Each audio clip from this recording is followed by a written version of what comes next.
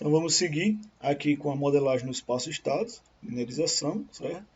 No último vídeo eu fiz aí um programa, né? Mostrei um programa que eu fiz e expliquei lá algumas linhas desse código para basicamente você conseguir fazer a linearização em torno de um ponto de operação, certo?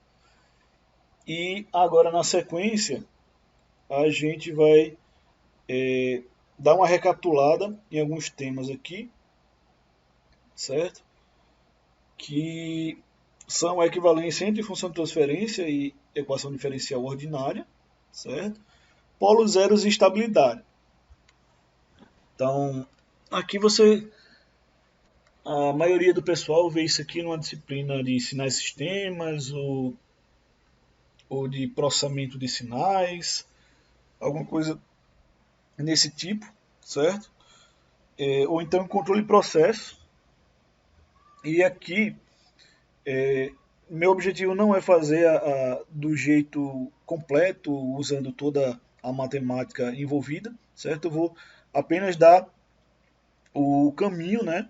E dizer assim, ó, do jeito que a gente aplica aqui, a gente vai fazer dessa maneira, certo? Então vou ser um pouco mais objetivo nesse sentido, até porque se a gente não for, outras coisas não vão poder ser feitas, né?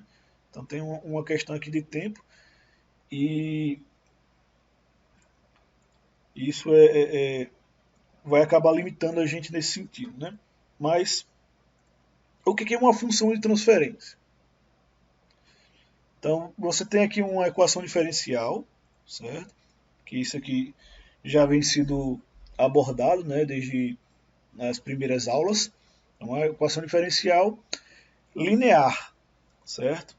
E de coeficientes constantes. Ou seja, os valores de AN, AN-1, AN-2 e assim sucessivamente, eles são constantes. E o que pode variar conforme o tempo são os sinais x e y. Então, isso precisa ficar bem claro, certo? Porque se não for dessa maneira, eu não posso chegar à função de transferência. Então, uma coisa que também é considerada aqui, certo? Além da equação diferencial ter que ser linear e com coeficientes constantes, a gente também vai considerar aqui que as condições iniciais dessa equação diferencial aqui, elas são nulas, certo? Então, se eu não fizer essas considerações, eu não vou encontrar a função conforme eu vou mostrar na sequência, certo? Então, equação linear, certo? Porque eu já falei lá como linearizar, né, em torno do ponto de operação, então agora tudo é linear, certo? E aí, como é que é a representação da função de transferência linear? É basicamente um valor multiplicando o sinal, um valor multiplicando a derivada do sinal, um valor multiplicando a derivada segunda do sinal. Eu posso derivar quantas vezes quiser, mas eu tenho que ter uma multiplicação, certo? E o meu sinal ali não pode estar elevado ao quadrado, ao cubo, nem pode ter uma exponencial, nem coisa desse tipo, senão deixa de ser linear, certo? E aí, considerando agora esse sistema que tem entrada e saída, é por isso que tem aqui função forçante, aqui significa que eu tenho entradas e saídas, certo? Então, o x seria o seguinte, o y, né? Primeiro, o y na equação diferencial é a dinâmica do sistema. Então, se eu não fizer nada, o que acontece com um sistema de controle de ar-condicionado, por exemplo? Não fiz nada, coloquei 0 lá na entrada. Então essa seria a dinâmica do sistema. E, sei lá, um capacitor, se eu tá carregado lá e eu coloquei ele para descarregar, ele vai ter uma dinâmica, né? A entrada foi 0. O que vai acontecer aqui é que eu tenho essa parte, que é a dinâmica, que representa a dinâmica do sistema, ou seja, quanto tempo ele demora para subir e descer aumentar a temperatura, diminuir a temperatura, carregar o capacitor, carregar o indutor, descarregar o indutor, demora para começar a chegar na velocidade de regime motor, etc. E nós temos a entrada, que a entrada é o que faz o sistema ser modificado. Então eu posso, né, fazer o sistema ser modificado colocando uma tensão no motor. Então ele sai do estado parado e começa a girar. Só que ele não gira, né, de uma vez, ele não chega na velocidade em 0 segundos. Ele demora, tem uma dinâmica. Então eu tenho a parte dinâmica, que é o Y, que vai fazer ele demorar até chegar lá, e eu tenho a parte da dinâmica da entrada, que também deve ser considerada. Então, se eu peguei essa função de transferência linear de coeficientes constantes, apliquei a transformada de Laplace, assumindo que as condições iniciais são nulas. Condições iniciais nulas são aqueles x, quando a gente estava fazendo lá a simulação, né, com Range-Kutta, com Rheon, com aproximação de Euler, era considerado aqueles valores iniciais iguais a zero. A gente transformava lá em, acho que y, né? Então os y lá seriam iniciais, na hora de colocar lá naquela função isEmpty, eles seriam iguais a zero, certo? Então, quando eu faço isso, eu encontro essa função. Aqui você pode ver que tem um y0 igual a zero, né? Seria a condição inicial igual a zero. Então, assumindo que a minha condição inicial é igual a zero, eu vou obter um polinômio em função de S. E S representa aqui as derivadas. Então, só para a gente fazer uma comparação, eu tenho aqui essas duas funções, né? Aí você pode observar aqui, ó, que esse númerozinho aqui é n, que é a quantidade de derivadas que eu tenho de y. Então, se você olhar aqui, ó, você vai ter n também. Então, o que vai acontecer? Basicamente, eu vou botar y para um lado, x para o outro, certo? Todos os x, ó, todos os valores de x. Isso aqui desaparece tudo, né? Todos os valores de x. E vão todos para o lado de cá. Todos aqui. Estão todos agregados aqui nessa única variável chamada x, certo? Aí eu pego todos os valores de y, tá vendo? Jogo eles todos lá para o outro lado. E y está aqui, ó. Pá. Aí o que foi que eu fiz com as derivadas? Porque eu só peguei y e x e botei um para o lado e outro para o outro, né? O que aconteceu com as derivadas? As derivadas, elas viraram esse polinômio S. Certo? Então, eu peguei aqui, troquei esse cara aqui por S elevado a N, Y e S.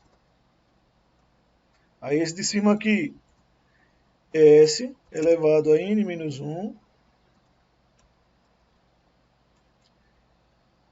Y de S.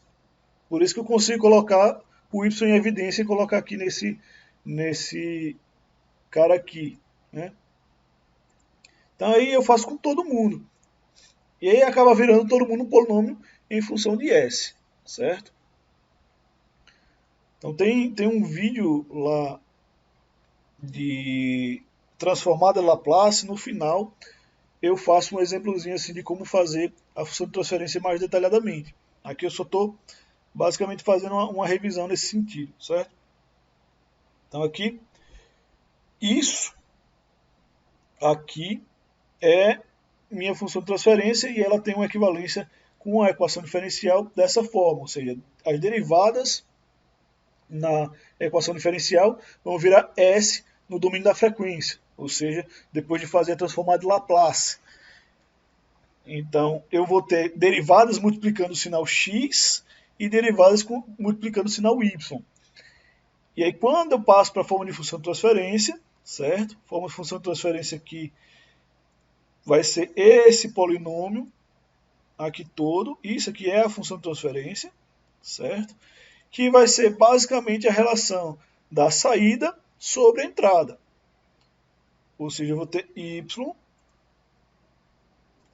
no domínio da frequência, por isso que fica y de s, y, dividido por x de s.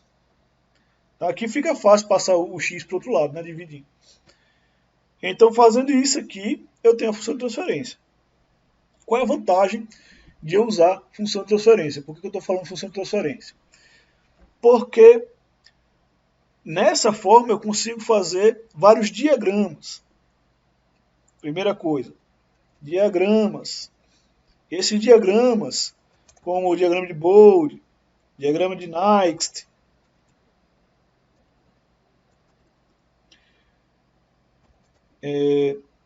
tem também root locus, que é o lugar das raízes. Então tem várias considerações que eu posso fazer aqui com representações que me ajudam a entender um pouco sobre estabilidade. O que é estabilidade? O que é uma coisa estável?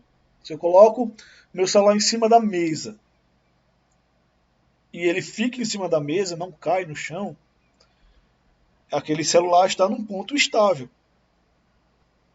Por quê? Porque ele não vai sair dali, ele vai tender a ficar parado, certo? Quando a gente tem uma condição de estabilidade aqui, ele vai tender a ficar parado. Então você vai colocar lá, pá, entrada igual a 1, sei lá, 220 no ar-condicionado. Eu coloquei 220 no ar-condicionado. O ar-condicionado explodiu? Não. Por quê? Porque ele é estável. Se eu colocar uma moto em pé, aí depois eu solto, a moto é estável? Não. Se bater um ventinho na moto, você pode botar ela até na posição de equilíbrio que ela fique em pé. Mas se alguma condição, qualquer coisa acontecer lá, naquela moto, ela vai cair. Então a moto, ela não é estável, ela é instável, diferentemente do carro. O carro é estável, porque se você, qualquer canto que você deixar lá, você dirigiu, depois parou, a não ser que você coloque uma ladeira, né? Tem gente que... Minha irmã fez isso quando era pequena, ela tirou o freio de mão do carro e aí ele bateu. Mas, enfim, tirando essa condição, né, de você colocou lá o carro, ele está numa condição estável, né? Ele não vai cair. Por exemplo, o avião é instável, né? Ele depende de um controlador para ter estabilidade. Aí é uma outra coisa, né? Se eu tenho um sistema instável, eu consigo trazê-lo para estabilidade, eu consigo criar alguma função, um mecanismo, um controlador, um dispositivo eletrônico que torne esse sistema estável, também continua fazendo parte de estabilidade. Só que agora eu quero saber se essa estabilidade acontece quando eu faço alguma coisa, quando eu tomo alguma ação. Tem coisas que você está fora do seu controle. Por exemplo, coronavírus. Né? A gente está nessa época. O que você pode fazer para impedir a pandemia? Nada. Você pode, como uma pessoa, um indivíduo que não tem capacidade política, não é presidente do Brasil ou qualquer outra coisa assim, você não pode fazer nada. Você não tem energia para fazer isso. Então, não é por sua causa que o sistema vai se tornar estável. Então, existem condições para que eu consiga trazer o sistema à estabilidade, né? E dessa maneira aqui, com esses diagramas, eu posso analisar a estabilidade. Eu posso analisar, por exemplo, se eu consigo separar a frequência de um sinal. Aí eu jogo no ar frequência de rádio, AM, FM, eu jogo nesse mesmo ar, nesse mesmo meio, né? Jogo frequência de telecomunicações, como o que é usado na 3G, 4G, GSM, e eu jogo Wi-Fi também, o 2.2 GHz lá de frequência, tá todo mundo misturado lá, e eu consigo visualizar o efeito do sistema em relação ao que vai acontecer com o decaimento dessa energia. Então as frequências AM e FM vão perder potência com tantos metros, tantos quilômetros, tantos, sei lá, de distância. Então tem que botar uma torre a cada 50 metros. Você projeta baseado nisso, né? Então se você não tivesse esse conceito também de análise, né, no domínio da frequência, você não poderia saber o quanto iria decair, né? Então, primeira coisa, estabilidade, né? Essa é uma das coisas mais importantes. E da onde é que vem a estabilidade nesse sistema aqui? Eu estou repetindo isso porque a gente vai ter os mesmos conceitos em espaço-estados, certo? Então, numa hora a gente vai fazer a correlação das duas coisas. Onde é que eu vejo estabilidade? O que tem na função de transferência que me ajuda a fazer essa análise, né? Então, se você pegar aqui o numerador da função, ela tem raízes. Essas raízes eu vou chamar de zeros. E o denominador, ele também tem raízes. E a gente vai chamar isso de polos. É só um nome, certo? Então a raiz do numerador vão ser zeros e a raiz do denominador vão ser polos, certo? Então, por exemplo, esse diagrama do root locus, ele analisa os polos. Por que os polos? Porque na função de transferência, os polos estão diretamente relacionados com a estabilidade do sistema. Então, polos, como S é um número complexo, certo? Se você ainda tem alguma dificuldade nesse sentido, volta lá na aula de função de transferência, que está disponível aí no meu canal, e olha lá o conceito, né, de raiz, né, polos, zeros, esse conceito mais fundamental. Eu vou aqui só desenhar um... Acho que eu já posso apagar essa função de cima aqui, né? Então eu vou descer aqui. Então eu tenho aqui zeros e polos. Aí eu tenho estabilidade, né? Estabilidade aqui. Criei um plano cartesiano e esse plano é um plano complexo, porque minha função de transferência é complexa. Então aqui tem a parte imaginária e aqui vai ter a parte real. Real e imaginária. Então com a parte real e imaginária eu vou ter aqui os polos e zeros. Eu tenho as duas coisas, certo? Os zeros, a gente usa lá a bolinha. Bolinha, bolinha. E os polos a gente usa um X. Eu vou botar uma estrela aqui porque eu não vou ficar fazendo X em todo canto, não.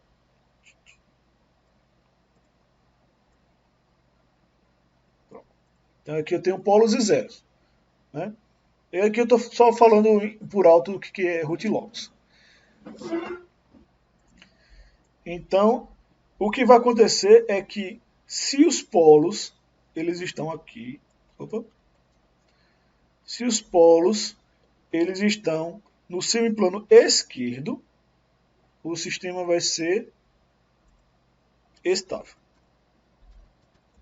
Se eu estou falando apenas para sistemas contínuos no tempo, certo, pessoal? Que é o caso dessas equações diferenciais que eu coloquei aqui, da função de transferência. Então, se ele estiver em cima ou embaixo, porque o polo, como ele é complexo, ele pode ficar aqui em cima, por exemplo, né? O polo pode ficar aqui e aqui. Se ele é complexo, ele obrigatoriamente vai ser complexo conjugado, certo? Mas, enfim. Então, é estável. Toda a região que está aqui para a esquerda, tudo isso aqui vai ser estável. E tudo que tiver do outro lado, os polos que estiverem do outro lado, vai fazer com que o meu sistema se torne instável. Então é daí que vem a questão de estabilidade, certo? Que vem dos polos que estão aqui. Isso aqui, esse polinômio aqui, você tira a raiz dele, se tiver pelo menos uma raiz no semplano direito, ele é instável. Mas se